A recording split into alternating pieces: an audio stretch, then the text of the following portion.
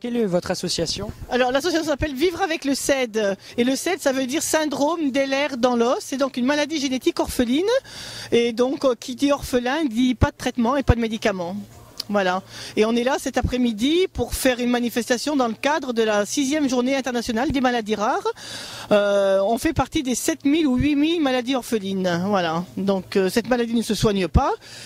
C'est une maladie qui provoque des luxations, des entorses, une fatigue intensive, des problèmes digestifs, urinaires, tout ce qui est problème cardiaque, pulmonaire, voilà, tout ça. Mais bon, c'est quand même, c'est très très... le souci que nous avons, c'est que le handicap est invisible.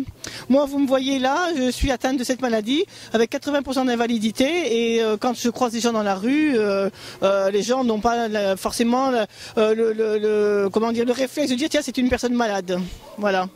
Donc le but de la journée aujourd'hui, c'est de sensibiliser aux maladies orphelines, parce que bon, les médecins ont du mal à nous connaître, ce qui est normal. Ils connaissent déjà les pathologies courantes, les maladies rares, ils ne les connaissent pas vraiment. Et nous, notre rôle en tant qu'association, c'est de faire connaître cette maladie et surtout de soutenir tous les patients, puisqu'on intervient sur toute la France. On a des patients, on a créé l'association il y a 5 ans. Elle aura 5 ans le 8 mars, c'était la journée de la femme, donc on avait créé cette association en mars 2008. Et là, maintenant, on s'est développé, on a une antenne en Bretagne, on a une antenne dans le Nord-Pas-de-Calais et on se bat vraiment pour faire connaître. Et bon, c'est peut-être un peu utopique ce que je vais vous dire, mais je voudrais changer le regard des autres sur le handicap et sur la différence. Voilà. Parce que le regard est très, surtout pour les ados, ma fille a eu beaucoup de problèmes en étant collégienne. On n'a pas pu expliquer à ses camarades à l'époque ce dont elle souffrait.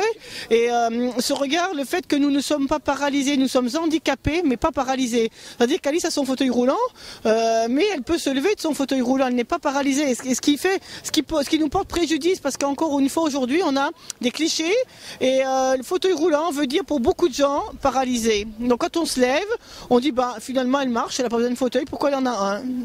Mais il faut savoir quand même que si on réfléchit un tout petit peu, avoir un fauteuil roulant, c'est quand même un sacré pas à sauter. Et on n'achète pas un fauteuil roulant, on se le fait prescrire. Si on en a un, c'est qu'on en a besoin. Voilà. Aujourd'hui, il y a une collecte de bouchons. Alors, une collecte de bouchons, on veut essayer de battre un record, en fait, parce qu'on garde des bouchons depuis plus de 5 ans, bien avant la création de l'association. Et ces bouchons vont être recyclés, retriés, recyclés, revendus par Bouchons Bonheur en Alsace, qui est notre partenaire depuis 5 ans.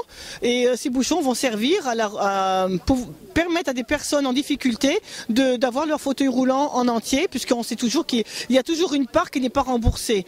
Il y a une prise en charge CPAM, une prise en charge MDPH, mutuelle, mais il reste souvent une part non négligeable en fait. Et nous, on aide avec ces fameux bouchons, nous en avons quand même récolté 19 tonnes l'année dernière. Rien que notre association, donc c'est quand même gros et ça nous permet aussi d'aller voir les enfants dans les écoles, de lancer des collectes, c'est donc de sensibiliser les enfants au handicap, à la différence, et nous gardent des bouchons. Et d'ailleurs ils ont participé à notre journée par un concours de dessin, donc sur le thème du handicap, des bouchons. Alors vous pourrez aller les voir, aller filmer, il n'y a aucun souci.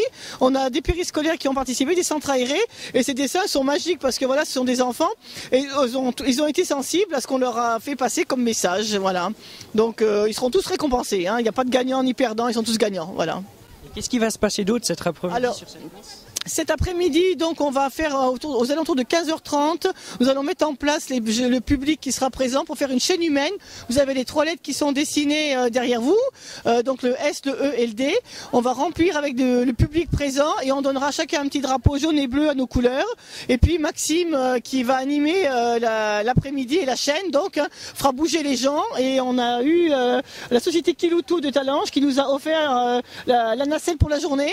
Donc, on va pouvoir filmer et prendre la chaîne humaine depuis le haut de la nacelle et ce sera quand même voilà. Donc si ça j'ai gagné, si c'est réussi, j'aurais gagné mon pari. Voilà. Ça fait quand même 3 ou 4 mois que je suis sur le projet et ça me tenait vraiment à cœur de rassembler.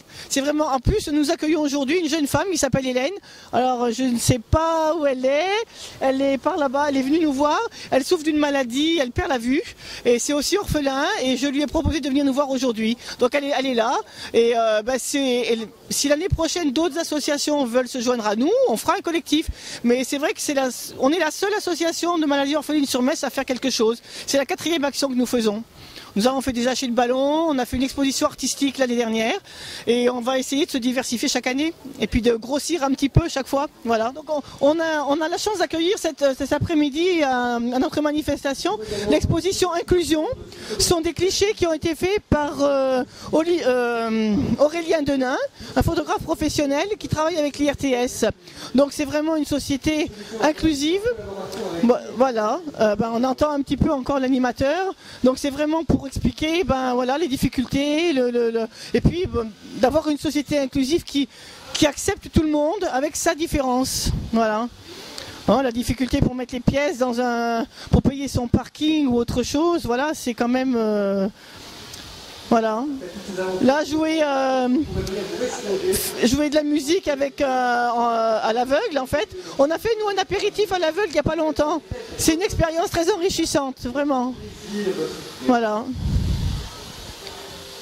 Là, en langage, donc là, sur la photo, on voit Hervé Frère, qui est responsable de l'IRTS de Ban-Saint-Martin.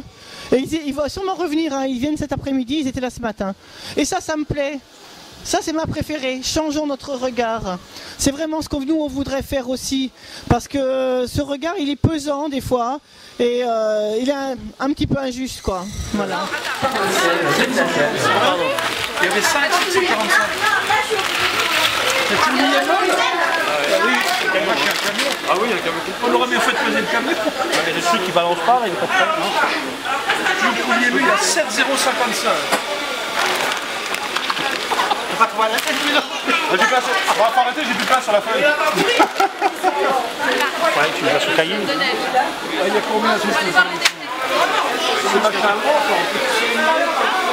6, c'est bon. C'est bon. Il est à peu près en photo.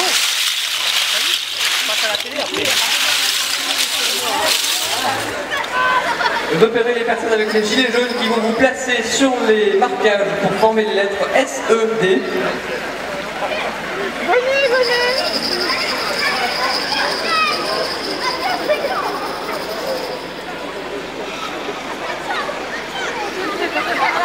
Le marquage de sol est constitué de scotch noir.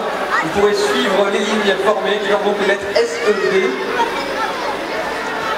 On attend le signal de Monique pour le démarrage du démon.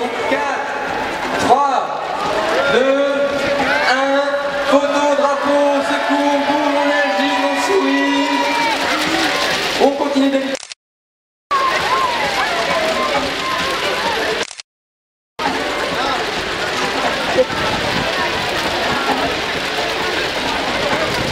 Les drapeaux bleus, les drapeaux. Ça peut intéresser aussi bien un médecin qui va nous écouter, un kinésithérapeute, un ergothérapeute. On a besoin de ces gens-là et de faire passer de l'information, une prise en charge, une bonne prise en charge de ces patients qui sont souvent en errance thérapeutique.